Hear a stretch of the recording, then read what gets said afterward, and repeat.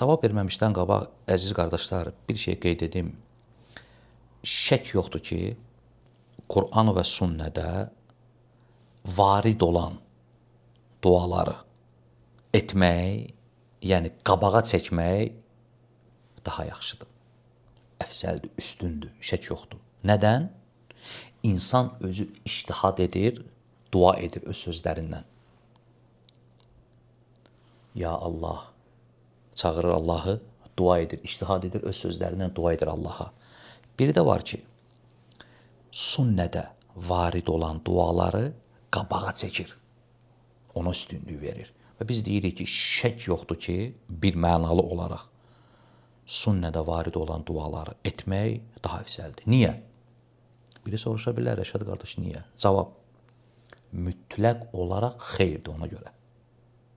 Qardaş, bir duanı ki, Peyğəmbər edib, sallallahu aleyhi və səlləm, yaxud Peyğəmbər sallallahu aleyhi və səlləm sahabələrinə öyrədib, bir mənalı olaraq mütləq şəkildə xeyirdir.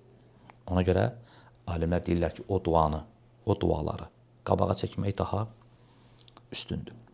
Mən sizə 3 dua deyəcəm. Öyrənin, əzbərləyin və hər gecə qalxın. Elhamdülillah, Ramazan ayındayıq, mübarək aydayıq. Qalxın, bu dua ilə Allaha dua edin. Vallahi, əgər Allah Cəllə Cəlaluhu sənin bu dualarını qəbul etsə, dünya və axirətdə xeyir içindəsən, səadət içərisindəsən. Allahdan istəyirəm ki, Allah subhanahu wa ta'ala bizləri məhrum etməsin.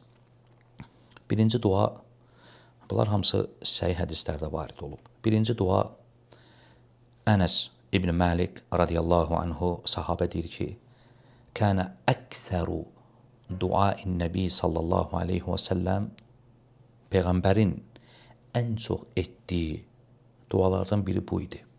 Baxın, Allahın Rəsulu ən çox hansı duanı edir. Birinci tövsiyə etdiyim duadır Ramazan ayında. Peyğəmbər sallallahu aleyhi və səlləm deyirdi, Rabbənə ətinə fid-dunya həsənə və fil-əxirəti həsənə və qinə əzəbən nar. Ey Rəbbimiz, bu dünyada nə kimi yaxşılıqlar varsa hamısını bizə ver. Dünyada olan yaxşılıqları istəyirsən. Və axirətdə görün necə şamil edir bütün xeyirləri. Qısa, müxtəsər dua Peyğəmbər sallallahu aleyhi və səlləm edib, dünyada və axirətdə olan bütün yaxşılıqları. Və qinə əzəbən nar, və bizi cəhənnəm odundan qoru.